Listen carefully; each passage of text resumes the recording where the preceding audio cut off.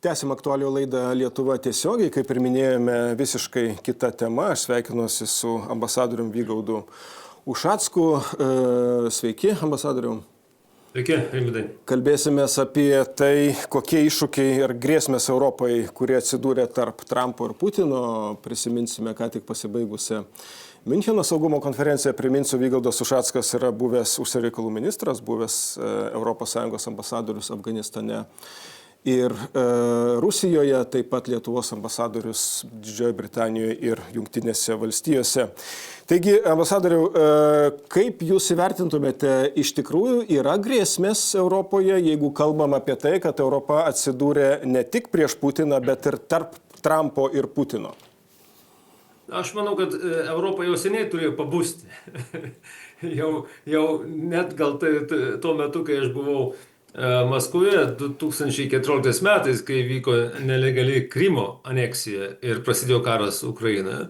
Tačiau to neužteko ir mes, gal labiau išvalgesni diplomatai, dėjom daug pastangų, bet nesėkmingai, kad Europa suprastų, jog Europa turi prisimti žymiai stipresnį karinį vaidmenį. Jeigu Putinas nepabudino Europos lyderių, tai Donaldas Trumpas tai bando padaryti labai nuoširdžiai ir ganėtinai sėkmingai. Ką mes jau matom per tuos 1 metus, europiečiai jau kalba apie tai, ne tik kalba, bet jau įsipareigojo skirti žymiai daugiau lėšų karo biudžetui, gynybos biudžetui.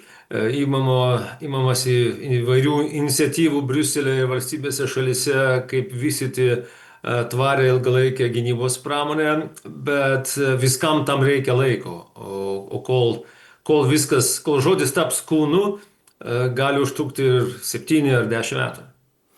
Kalbant apie konferenciją, ambasadoriau, kas jums labiausiai, jeigu taip jums reikėtų vienu sakiniu tam žmogui, kuris nieko apie tai negirdėjęs, nematęs, bet domisi, sakykime, kas įvyko šiemet, konferencija būna kasmet, kas jums labiausiai įsiminė? 2 dalykai. Pirmas, kad nieko naujo nebuvo pasakyta, nors Marco Rubio valstybės sekretoriaus kalba buvo palydėta plojimais ir net atsistojimu, tai matyt labiau lėmė daugelio europiečių naivumą ir gal siejama viltį, kad dar tas senelis Semas, kaip mes vadinam, vis dėlto ir toliau atliks darželio vedėjo vaidmenį, kol mes čia europiečiai savo smėlyje žaisim.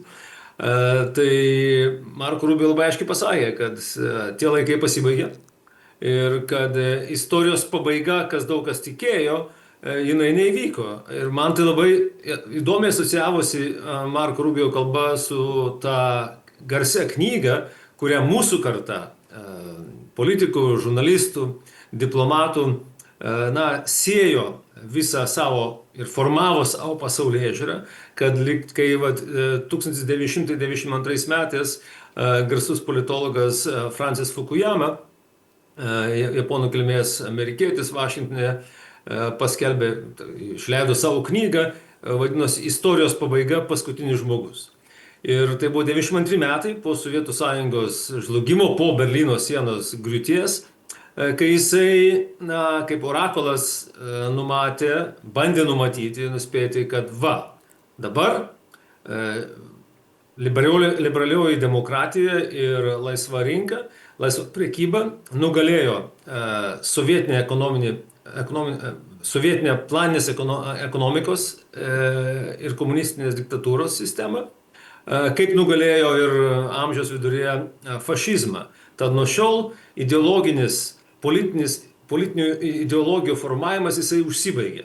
Nes būtent liberali demokratija ir yra pasaulio pabaiga. Tuo mes visi gyvensim ir darydamas aliuzijas, kad ir Rusija, ir Kinija taps liberaliomis demokratijomis ir taps laisvos rinkos, laisvos prekybos proponentais.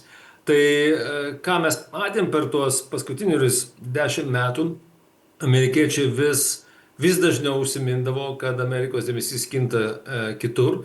Ir ypač Trumpas, tiek viceprezidentas Vansas prieš metus Miunchene, tiek ir dabar Rubio net labiau sofistikuotai, bet labai artikuliuotai ir aiškiai pasakė, kad kas tikėjo tą istorijos pabaiga, to nėra ir nebus.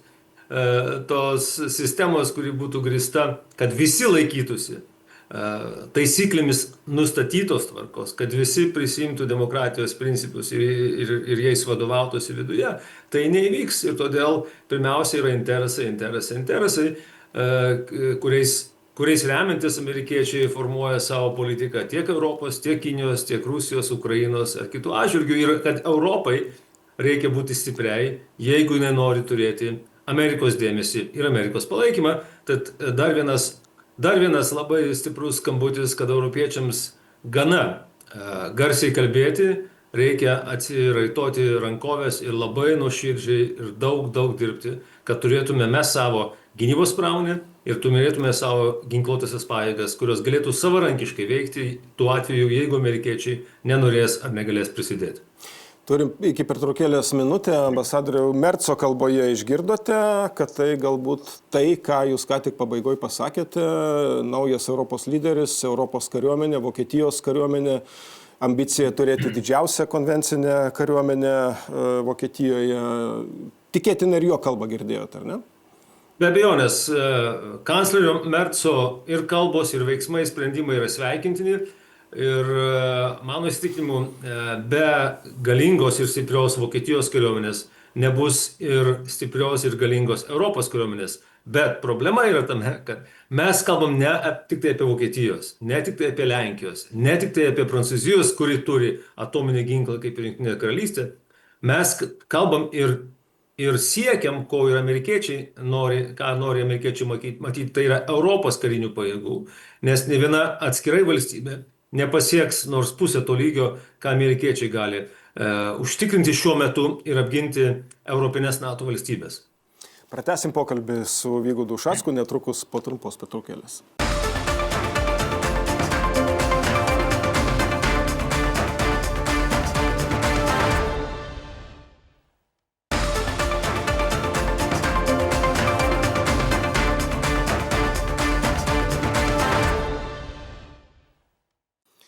Tęsim aktualių laidą Lietuva tiesiogiai. Klausėme Europą tarp Trumpo ir Putino, ką tai kalba apie mūsų saugumą. Kalbamės taip pat ir Miuncheno konferencijos apie jos atgarsius. Kalbam su ambasadoriumi Vygaudu Ušacku. Ir dar ambasadoriau dėl tų balsų pasigirdžiančių vis garsiau, čia ir konferencijos kontekste, ir bendrai, tai yra ir Makronas siunčia savo pasiuntinį į Maskvą. Meloni kalba apie tai, kad neišvengiamos dėrybos yra su Kremliumi.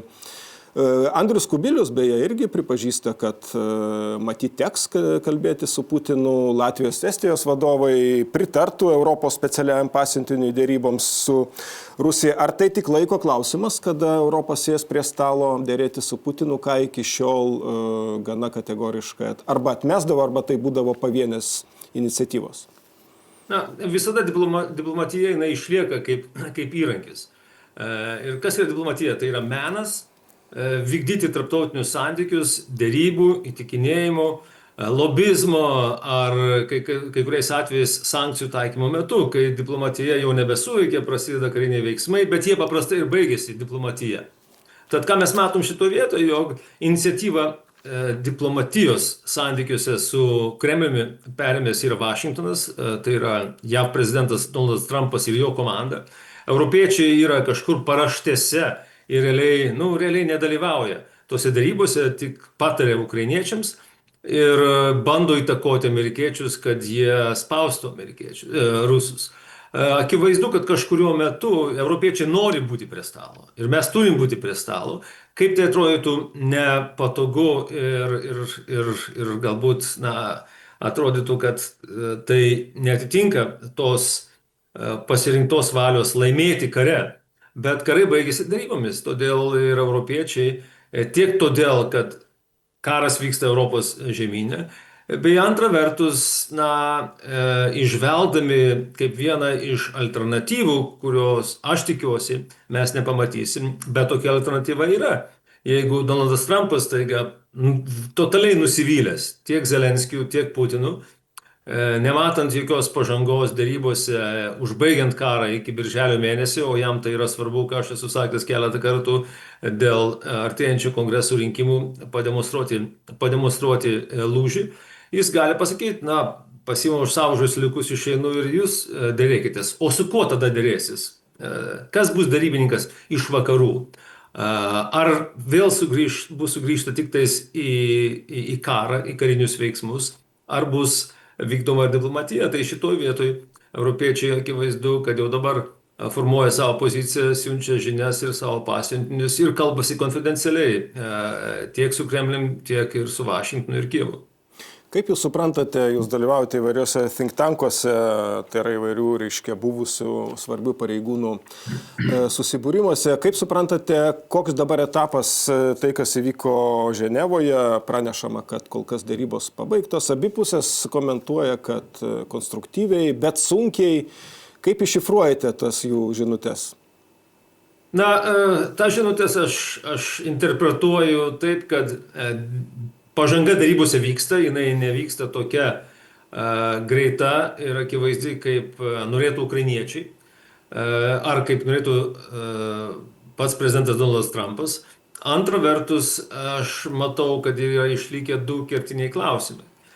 Pirmas, tai Ukrainos prezidento rinkimų data, ir čia jau, ką mačiau iš viešos informacijos, tam tikros indikacijos, sutikimas ir organizuoti tos rinkimus Ukrainoje yra, net galbūt iki birželio mėnesio.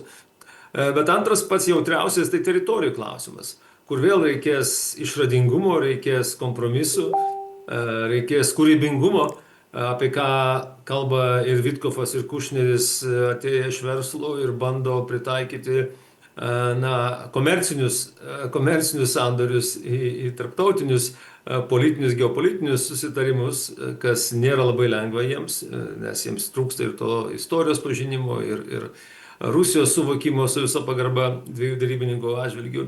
Bet manau, kad būtent tas teritorinis klausimas, kuris gali būti ir pasiektas kompromisu, kad nepripažins vakarai laikinos Rusijos vykdomos okupacijos rytų Ukrainoje, o ties ta kontaktinė riba bus kažkokia tai buferinė zona, ar ją vadins laisva ekonominė zona, ar demilitarizuota zona, kuri bus stebima ir monitoringas vykdomas, ar tai abiejų šalių, ar tų pačių amerikiečių, ar europiečių, ar nežinau, iš trečio pasaulio.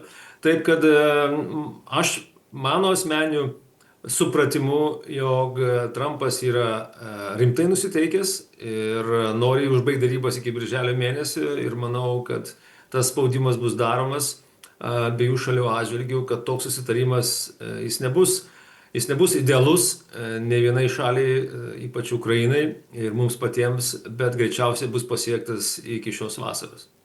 Dar trumpam grįžtant į Müncheną, po Müncheno Rubio išvyko į Slovakiją ir Vengriją. Kaip tai supratote, koks tai signalas?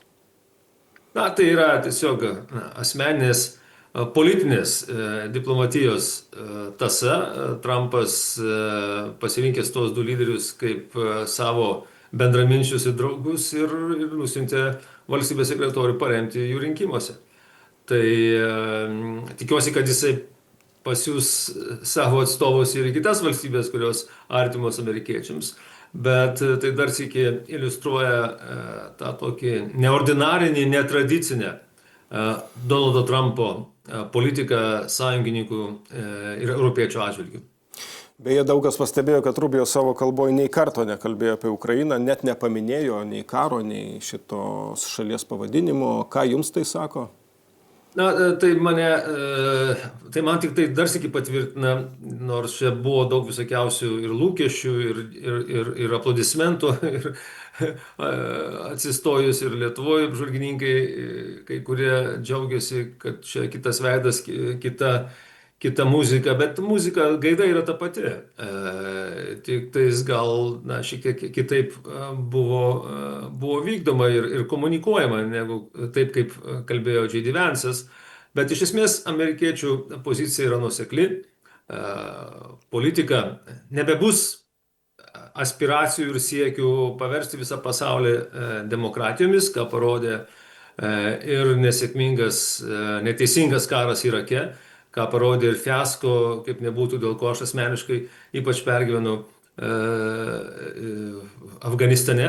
bet taipogi Rusijos, Kinijos ir kitų valstybių nenoras priimti liberalios demokratijos ir laisvos prekybos ar taisyklėmis grįstos tvarkos. Todėl amerikiečiai aiškiai sako, mes vadovausime savo interesais, mūsų interesai yra būtent vakarų pusrutulis nuo Grenlandijos iki Nikaragvos ir Pietų Amerikos. Kinija mums yra didžiausias iššūkis, kaip atgrasinti ją, kad jinai netaptų galingiausia karinė pasaulio jėga.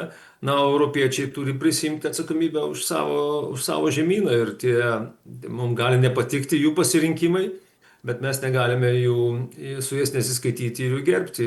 O kol kas daryti viską, kas įmanoma, kad mes išlaikytume ir padidintume Jungtinių Amerikos valstijų ekonominį, politinį, karinį buvimą Lietuvoje, nes artimiausiu metu, per 7 ar 10 metų, aš nematau, kad Europa pasiektų tą reikalingą lygį karinį, kuris pakeistų Jungtinės Amerikos valstijas. Beje, jų buvimas Lietuvoje kai kurių mūsų oficialių politikų siejamas atsargiai formuluojant ir su dėrybomis Lietuvos ir Baltarusijos, turbūt esat girdėjęs tą gaidelę, esam su jumis nekartą kalbėję apie Lietuvos užsienio politiką, bet dabar likus 2 minutėm būtų įdomu įvertinti kad jūs įvertintumėt, kaip dabar Lietuva, kokią poziciją Minsko, Baltarusijos atžvilgių, puikiai žinote kontekstą, suprantate, kokia Lietuvos politika Minsko atžvilgių? Na, pirmiausia, aš nežinau detalių, nežinau, kas kalbama yra su Minsku, kas yra kalbama su Vašingtonu. Šiek tiek mes matom ir girdim daugiau iš viešų pasisakymų, iš vizitų, ministro, ambasadorių susitikimus Vašingtone. Tai vėlgi, nežinant turinio detalių, aš tai sveikinčiau, kad yra kalbamasi su amerikiečiais, kaip surasti bendrus interesus ir kaip patenkinti abipusius interesus, tiek karinius, tiek ekonominius. O kaip ten įvyks, koks bus tas išrišimas ir kada, laikas parodys. Dėkui, ambasadorius Vygaudas Ušackas skiria mums savo laiką. Ačiū už tai. Jei ką praleidote, portale lrytas.lt šį ir kitos laidos, taip pat YouTube kanale. Iki kitų susitikimų.